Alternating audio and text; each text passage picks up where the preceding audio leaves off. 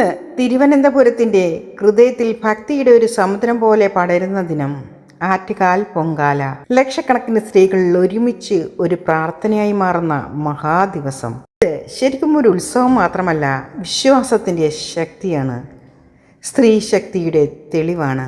രാവിലെ തന്നെ നഗരം ഉണർന്നു. വീതികളെല്ലാം ചൂളകളാൽ നിറഞ്ഞു.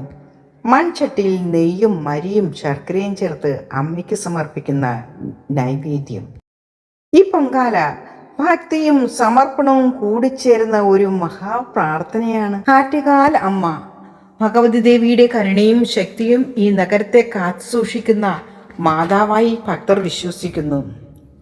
പറയപ്പെടുന്നത് കണ്ണകിയുടെ ദൈവീക രൂപമാണ് ആറ്റുകാൽ അമ്മ എന്നാണ്.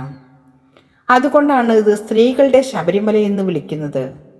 ഒരു ദിവസം വ്യത്യാസങ്ങളെല്ലാം അകന്നു പോകുന്ന ദിവസം. പാവപ്പെട്ടവരും സമ്പന്നരും വിദ്യാഭ്യാസമുള്ളവരും ഇല്ലാത്തവരും എല്ലാവരും ഒരേ നിലയിൽ ഇരുന്ന് ഒരേ ദൈവത്തെ പ്രാർത്ഥിക്കുന്നു. ഇതാണ് ആറ്റുകാൽ പൊങ്കാലയുടെ മഹിമ.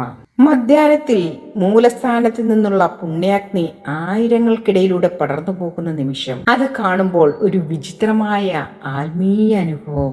ഓരോ ചൂളയും തെളിയുമ്പോൾ ഒരു പ്രതീക്ഷ കൂടി തെളിയുന്നു.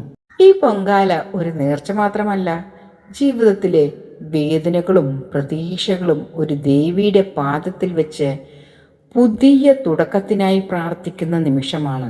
ഇന്ന് ഇവിടെ നിൽക്കുമ്പോൾ ഒരു കാര്യം മനസ്സിലാകുന്നു: വിശ്വാസമുണ്ടെങ്കിൽ ഒരാൾ ഒറ്റയ്ക്കല്ല. ആറ്റുകാൽ പൊങ്കാല അത് നമ്മെ പഠിപ്പിക്കുന്നത് ഒരുമയും ആത്മവിശ്വാസവുമാണ്. ആറ്റുകാൽ അമ്മയുടെ അനുഗ്രഹം എല്ലാവർക്കും ലഭിക്കട്ടെ. നിങ്ങളുടെ നേർച്ചകൾ നിറവേറട്ടെ.